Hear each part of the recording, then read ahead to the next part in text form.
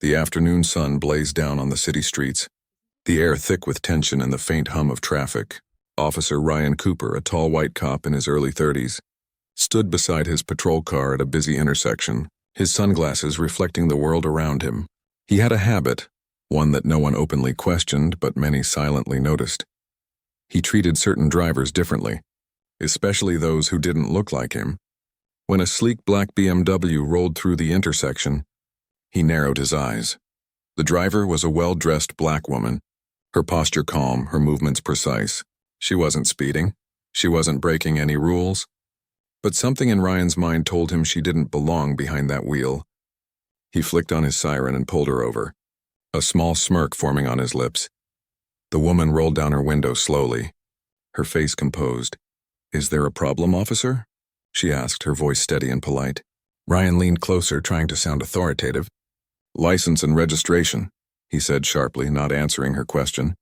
She handed over her documents without hesitation, everything neat, current, and spotless. Still, Ryan wasn't satisfied. He took his time, scanning her license, pretending to check his tablet.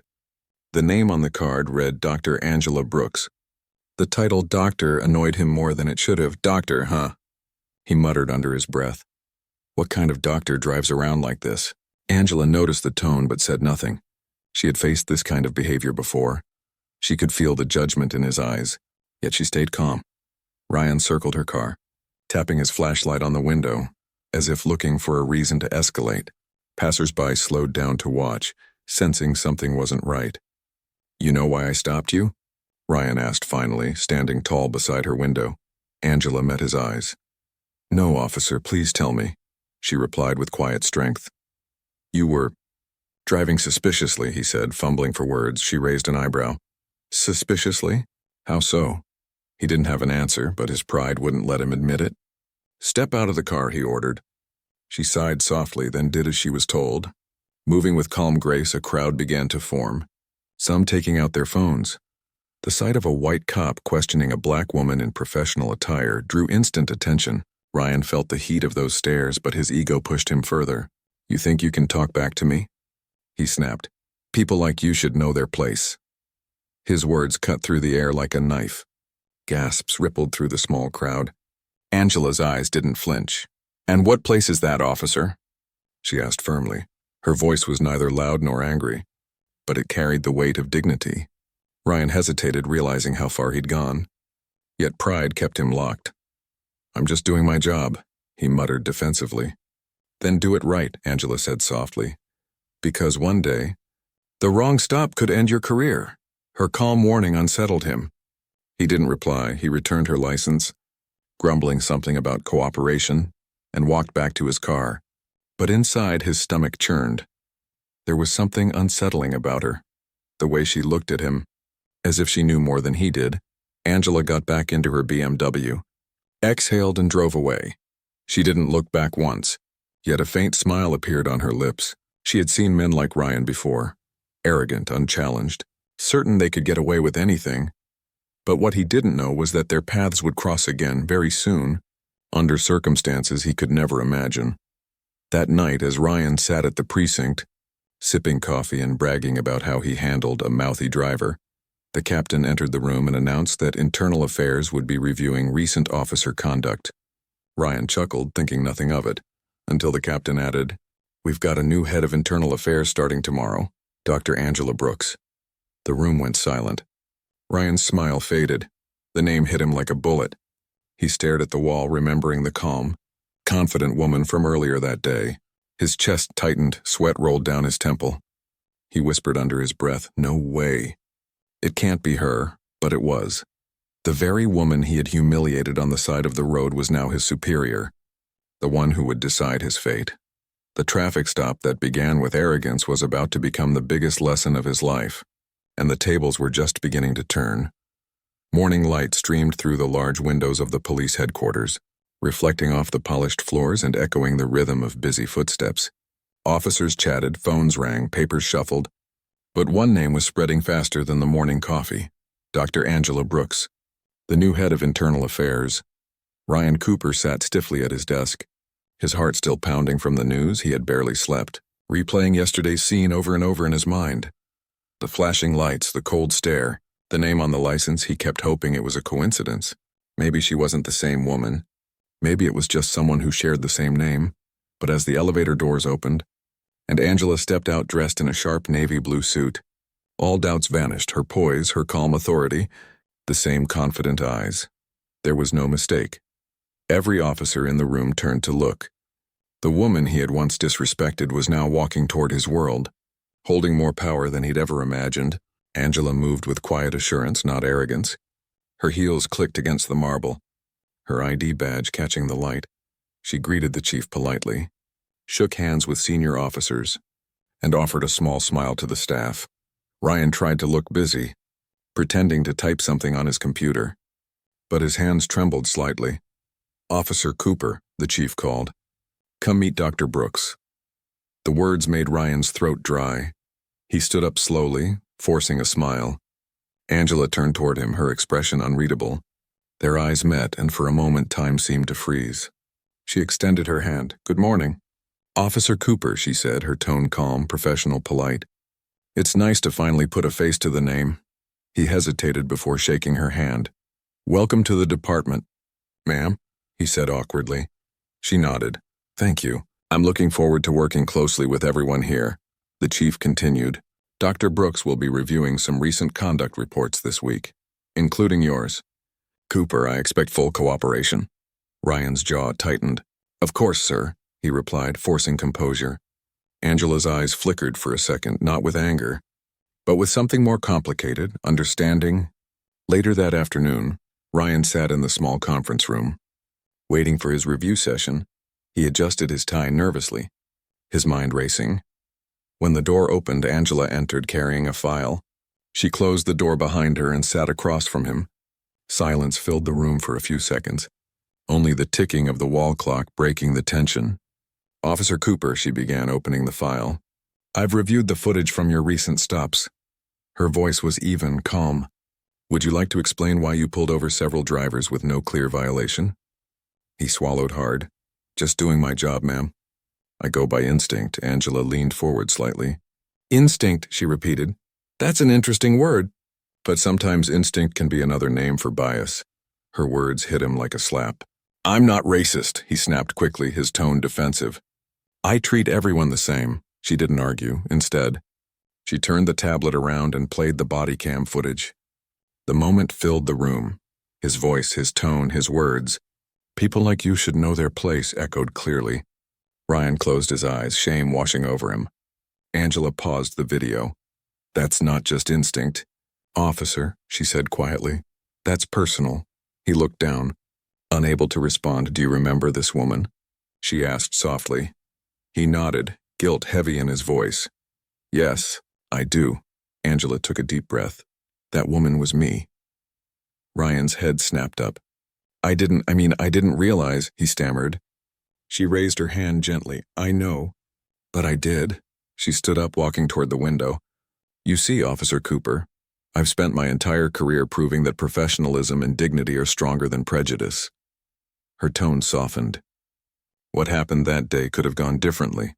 You had the power to treat me fairly, but you chose not to." Ryan's voice cracked slightly. "I'm sorry," he said, the words raw and unfamiliar on his tongue. "I really am." Angela turned back to him, her expression calm but firm. "Apologies are a start, but accountability must follow." She placed the file on the table. "You're not being suspended, yet I believe change is possible.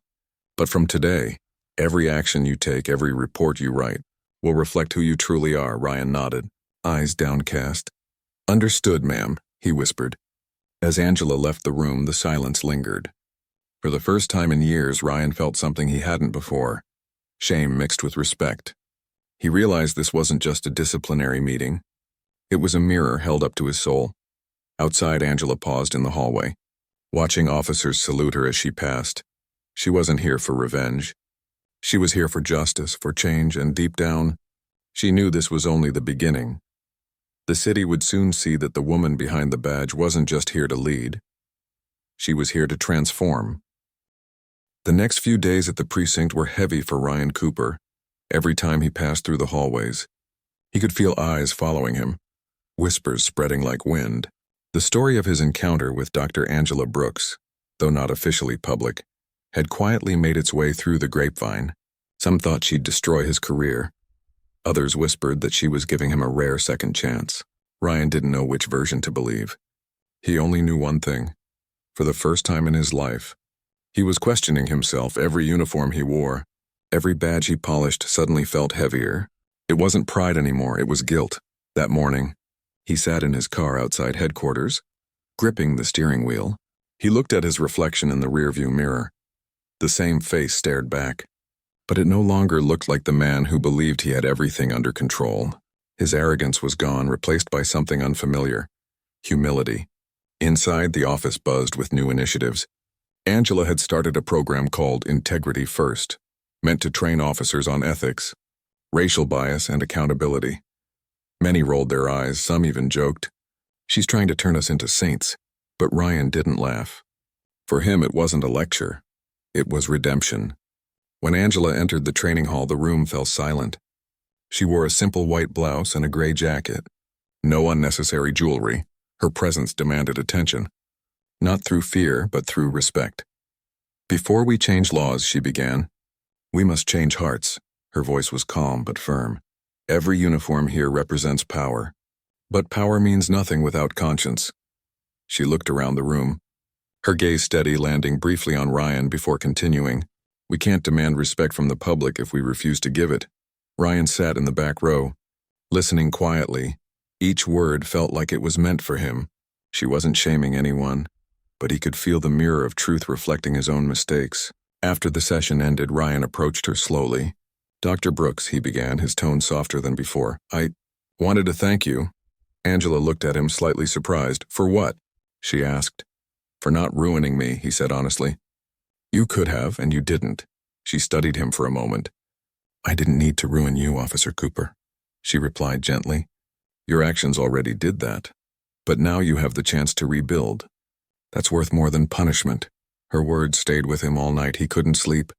He found himself scrolling through old case reports. Arrests he'd made, complaints he'd dismissed, videos he'd ignored. The faces of people he'd mistreated flickered in his memory. One by one, they became impossible to forget. The next morning, Ryan arrived early, hours before the others. He stood in front of the precinct's glass doors, staring at his own reflection again. "You can do better," he whispered to himself. "You have to." Later that day, a new case came in.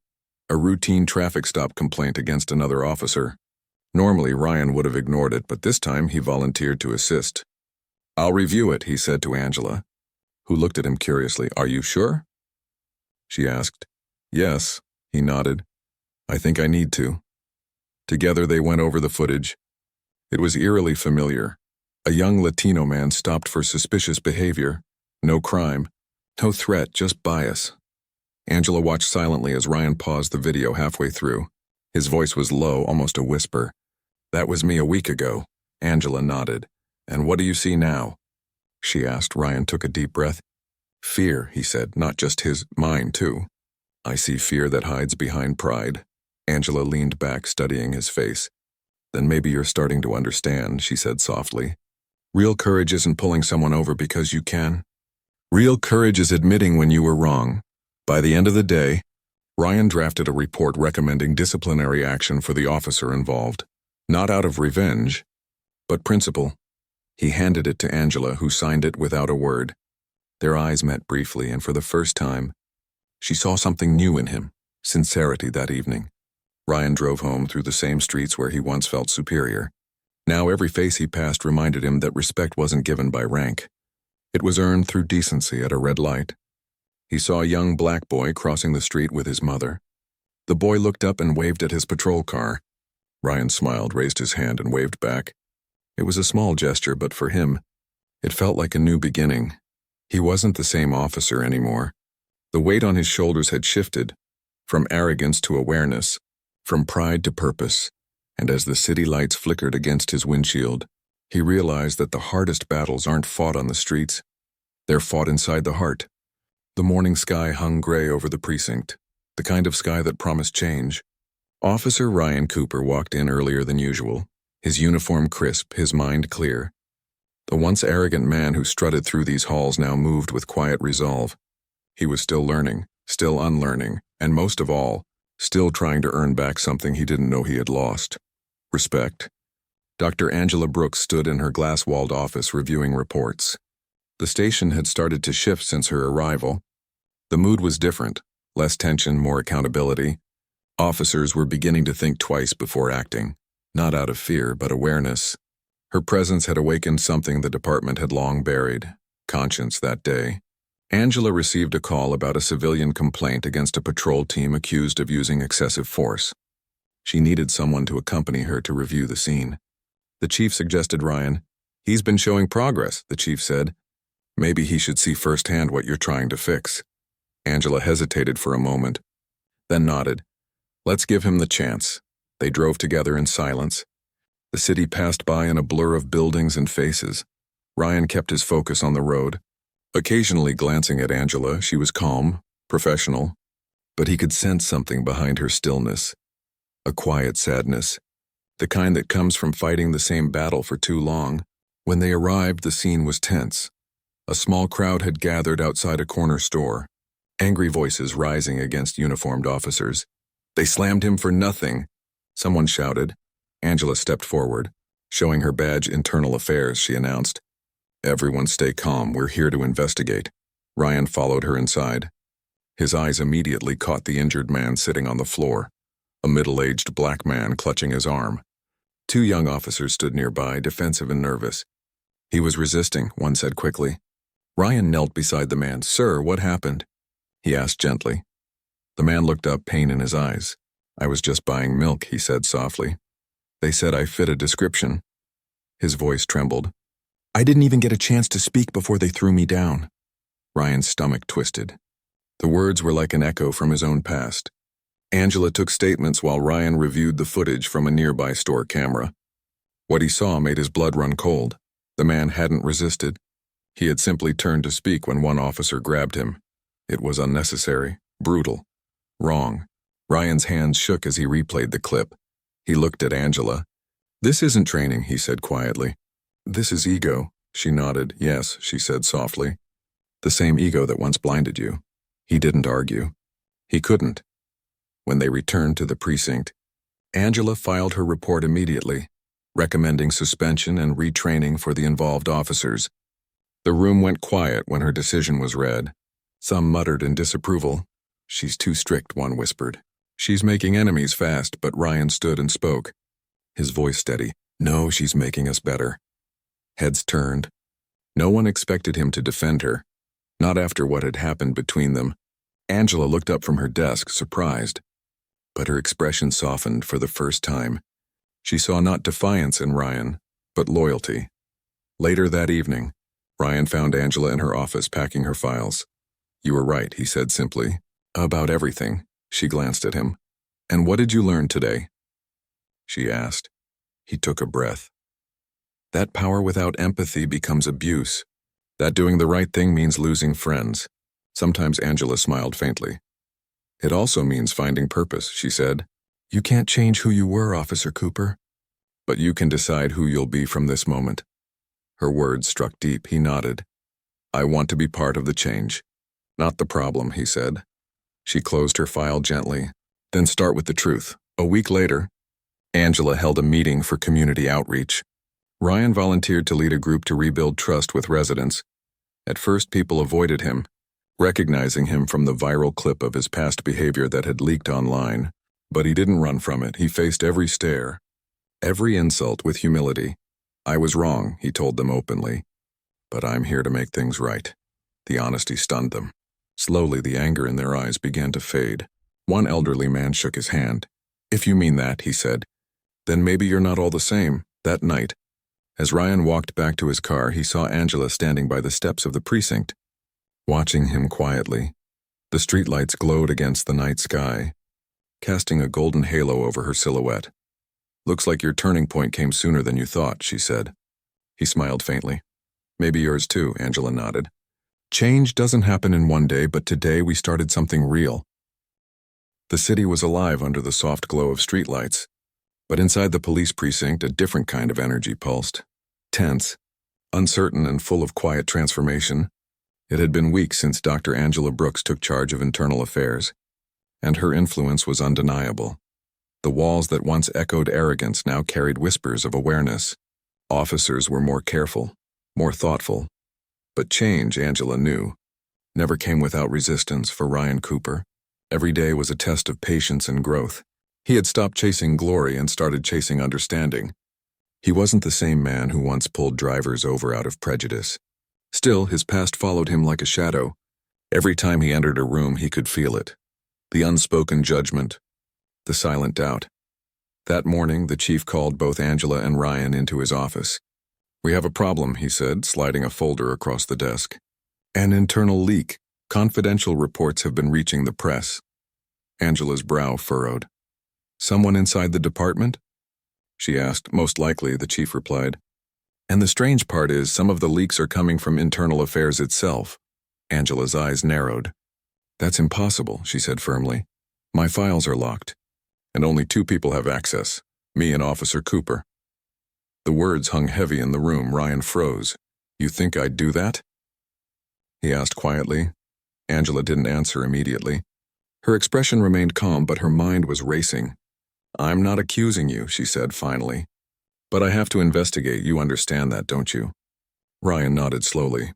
"Yeah, I do," he replied. But the hurt in his voice was clear. He had worked hard to rebuild his integrity, and now once again suspicion was knocking at his door. Over the next few days, tension grew thicker. Angela reviewed system logs, checked timestamps, and even interviewed staff members. The leaks were precise. Selective reports about officer misconduct. The press was praising an anonymous insider exposing corruption. The irony was cruel. Ryan kept his distance from Angela during the investigation.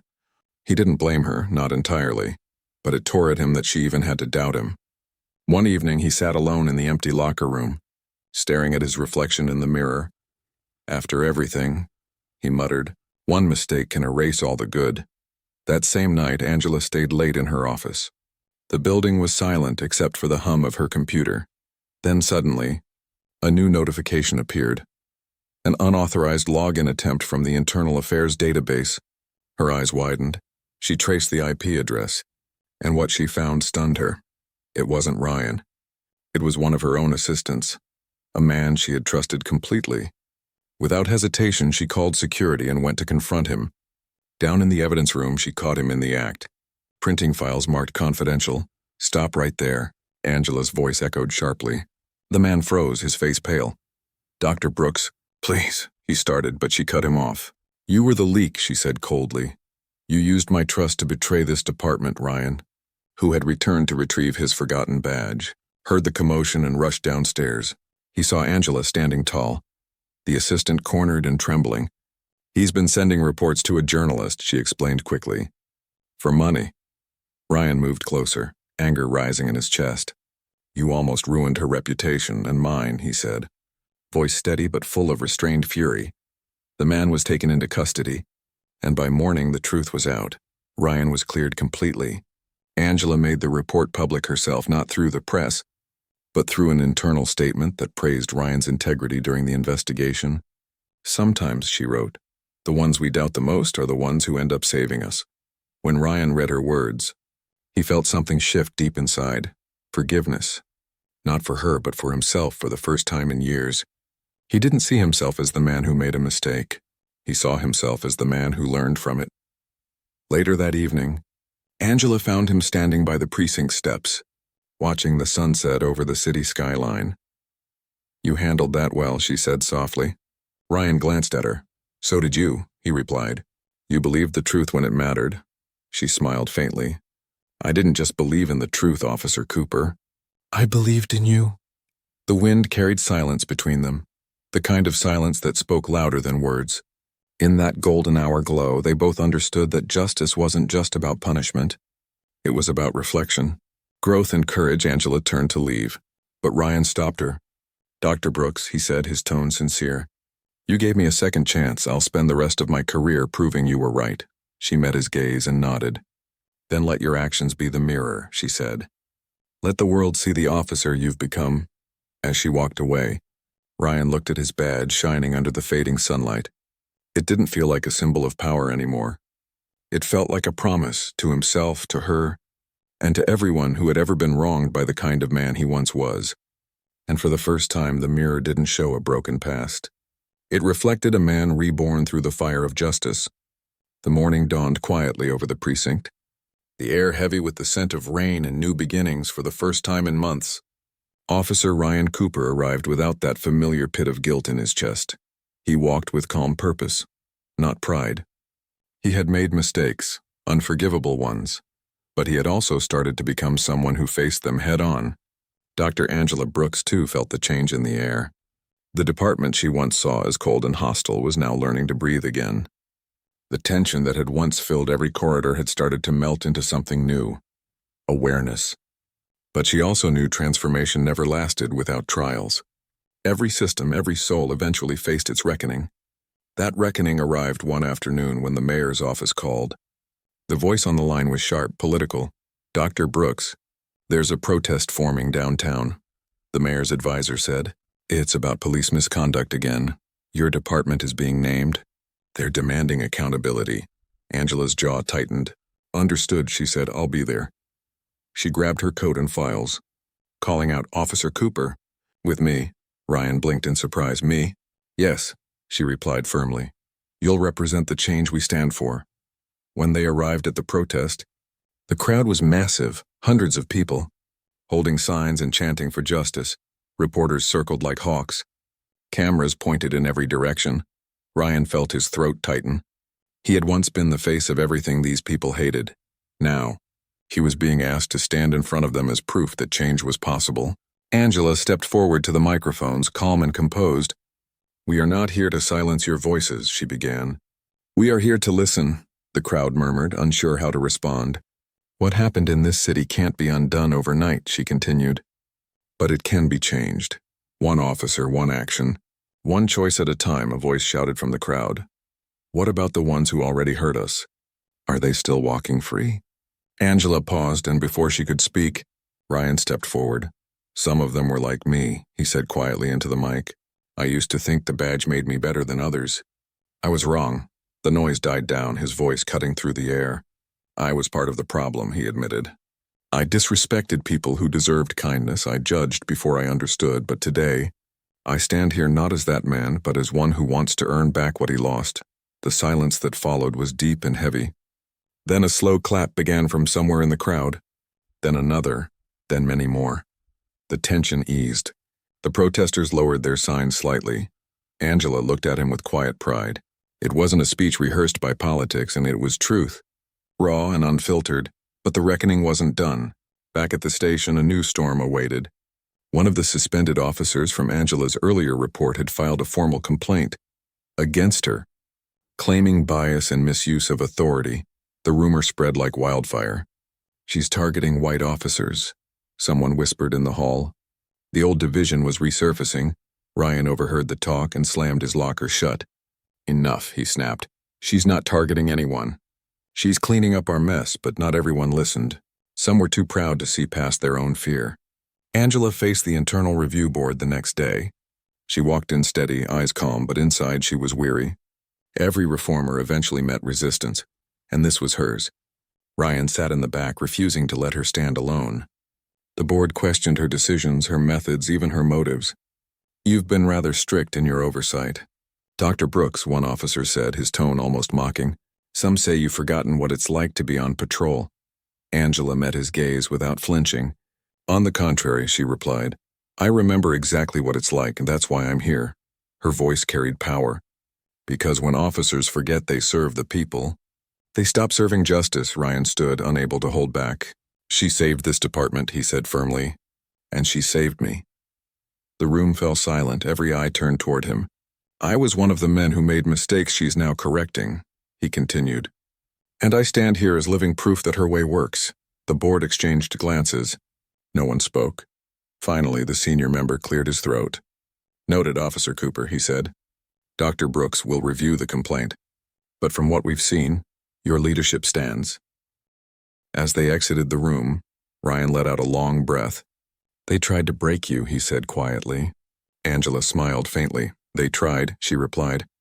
But we don't break that easily. Outside, the rain had begun to fall, soft and cleansing.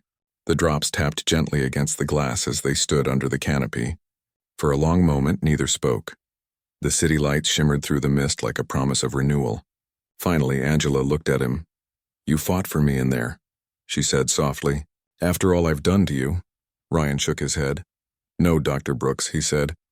"You didn't break me, you rebuilt me." And as thunder rolled faintly in the distance, both of them knew that justice wasn't just about laws or reports. It was about transformation, about facing the storm and standing tall. The reckoning had come, but it hadn't destroyed them. It had forged them, and from the fire of conflict, two unlikely allies had become the guardians of a new truth, that real justice begins within. A month had passed since the stormy review board hearing, yet the tension within the precinct hadn't fully faded. The whispers had quieted, but the doubt still lingered like a shadow, Dr. Angela Brooks continued her work with poise and focus. But even she knew, peace inside a system built on ego was temporary. It only lasted until the next test arrived. That test came one Thursday morning, when a frantic call came over the radio. "Officer down, possible setup." The voice crackled through every channel. Angela and Ryan froze, recognizing the voice of the officer. It was Officer Dale Turner, one of the men who had once mocked Angela's reforms and called her the department's preacher. Without hesitation, Ryan grabbed his gear. "I'm going," he said. Angela looked up from her desk. "You can't go alone. We don't know what's out there." But Ryan shook his head. "He's one of ours," he said quietly, "and I won't let him die just because we don't see eye to eye." Minutes later, they were speeding through the city streets, sirens slicing through the noise. The location came into view, an abandoned warehouse near the docks. Gunfire echoed in the distance. Angela radioed for backup. But Ryan had already stepped out of the car, his instincts sharp. "Cooper," Angela called, but he was already moving, crouched low, his weapon drawn. He could hear shouting inside, Turner's voice mixed with others. "Please, don't shoot!" Inside the warehouse, two masked men were cornering Turner. Ryan took cover behind a crate. Angela slipped in from the other side, her calm precision matching his urgency. A flashbang went off, and in seconds chaos erupted. Ryan tackled one suspect while Angela disarmed the other with quick, measured force. The fight ended as quickly as it started. The suspects were down and Turner was bleeding but alive. Ryan knelt beside him, pressing his hands against the wound. "Stay with me, Dale," he said firmly. "You're not dying today." Turner coughed weakly, his voice shaky. "Didn't think you'd come." Ryan looked him straight in the eye. "You're my brother in blue," he said. "We don't abandon our own." When paramedics arrived, Angela stood back, watching as Ryan gave orders to secure the scene. His voice was calm, confident but not arrogant. It carried authority earned through respect, not fear. For the first time, the other officers listened to him without judgment. Later, back at the precinct, Turner requested to speak with Angela privately. He was pale but conscious, sitting upright in his hospital bed. "I was wrong about you," he said, his voice heavy with regret. "I used to think you were tearing this place apart. But you're fixing what we broke." Angela smiled faintly. "You don't owe me an apology, Officer Turner," she said. "Just do better." That's apology enough. When she left the hospital, Ryan was waiting outside. The rain had stopped, but the street still shimmered from the storm. "You disobeyed my direct order," Angela said. Her tone serious but soft. Ryan smirked slightly. "Yeah, but I saved a life." She folded her arms. "You could have been killed." He met her eyes. "You once told me that real courage is admitting when you were wrong today. I think it's also standing up when it counts." Angela couldn't argue. He was right in that moment. She realized something. Ryan Cooper wasn't the man she had once met on the roadside. He wasn't the arrogant officer who saw her as lesser. He had become something far rarer in the world she knew, a man of conscience. A few days later, the mayor held a press conference praising the department's bravery. Cameras flashed as Ryan and Angela stood side by side. For once, the narrative wasn't about corruption or misconduct. It was about redemption, unity, and leadership born from humility. After the event, Angela sat alone in her office, looking at a small photograph on her desk. Her late father, a black police officer who had served in a time when no one believed men like him belonged in uniform. She whispered softly, "We're still fighting your fight, Dad, but we're getting closer." There was a knock at the door. "Come in," she said. Ryan entered, holding a stack of reports. "Got a minute?" he asked. "Always," she replied. He sat down looking thoughtful. "I've been thinking," he began. "You've built something good here, but what happens when you leave?" Angela looked at him surprised. "Who says I'm leaving?" He shrugged. "Change like this doesn't come without enemies. Sooner or later, they'll try to push you out." She studied him for a moment. "Then we make sure the change doesn't depend on me," she said. "It has to live through people like you." Ryan nodded slowly. "Then I won't let it die." As he left, Angela looked through the window at the bustling precinct below. Officers talking, learning, questioning. For the first time, it didn't feel like a battlefield, it felt like a beginning that night. Ryan drove through the same intersection where, months ago, he had pulled over a black woman in arrogance. This time, he stopped not to punish but to remember. He turned off his siren, sat for a moment and smiled faintly. "Full circle," he whispered. The city lights reflected in his rearview mirror like distant stars, a reminder that even in the darkest systems, light could still be born from truth. And as the clock ticked past midnight, both Angela and Ryan, two souls once divided by prejudice, now stood united by purpose, ready to face whatever test awaited next. Because loyalty wasn't just about protecting others, it was about protecting what was right, and for the first time, both knew they were on the right side of history.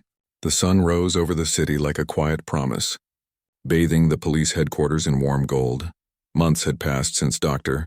Angela Brooks first walked through those glass doors as the new head of internal affairs, and the department she inherited was no longer the same.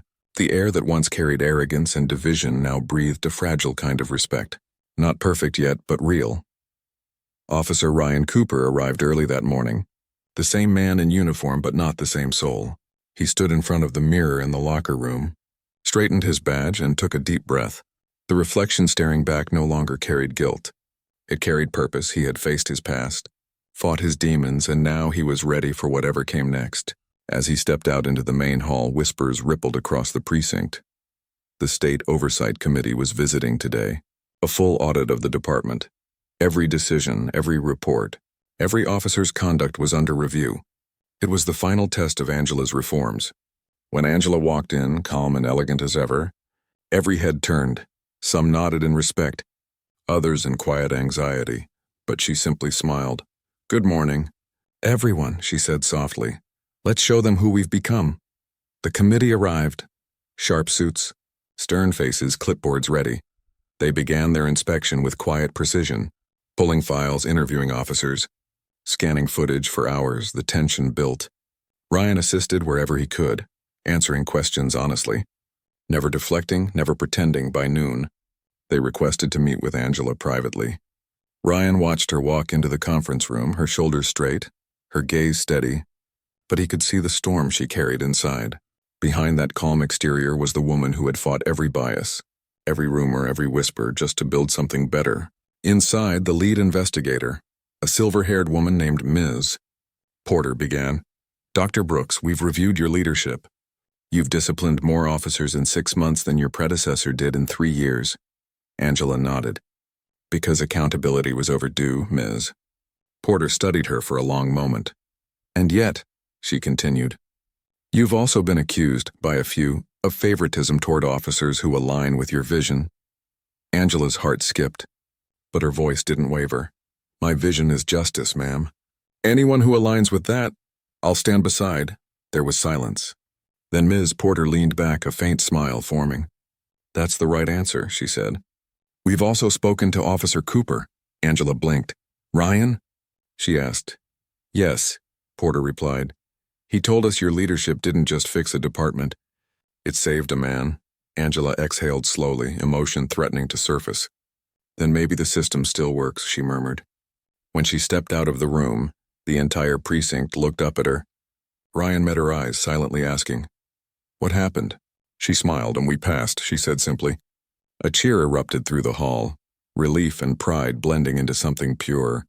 That evening, as the sun dipped below the skyline, Angela stood outside the station, watching the amber light fade into violet. Ryan joined her, holding 2 cups of coffee. He handed her one. "You did it," he said quietly. She smiled. "No, we did it," she corrected. "And it's not over. The real work begins now," Ryan nodded. "I know, but today, we prove something, that people can change. And so can the system." They stood in silence for a while, the city buzzing softly around them. A cool breeze carried the scent of rain and asphalt, the kind of smell that reminded them of where they'd started. Angela finally spoke, her voice gentle. "You know, I used to think justice was about punishment, about making people pay for their wrongs." She looked at him. "But now I know real justice is about transformation, the kind that makes people better, not bitter." Ryan looked down, then back up at her. "You turned my punishment into purpose," he said. "That's something I'll never forget." She smiled faintly. "Good, because one day, you'll wear my title." He laughed softly. "Me? Internal affairs? Why not?" She replied, "You've lived both sides, and mistake and redemption. That's what makes you fit for the job." Ryan stared at her, humbled. "If that day ever comes," he said quietly, "it'll be because you believed in me when no one else did." Angela's expression softened. "That's what leadership is, Ryan," she said. "Believing in people before they believe in themselves." A few weeks later, Angela received a letter from the state. Her reforms had been recognized as a model for other precincts.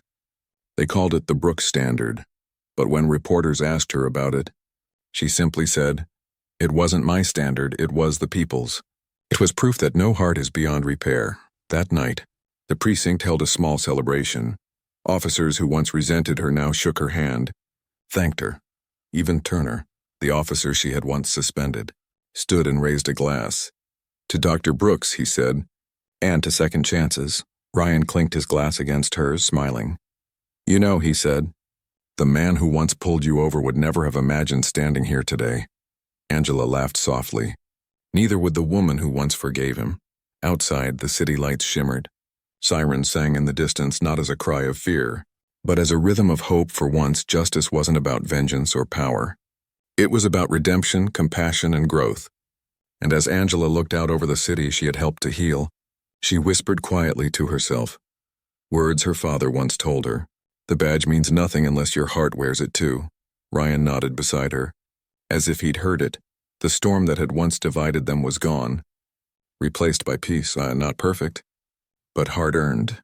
And under that peaceful sky, justice didn't just prevail, it evolved, transforming not only a department but 2 lives forever.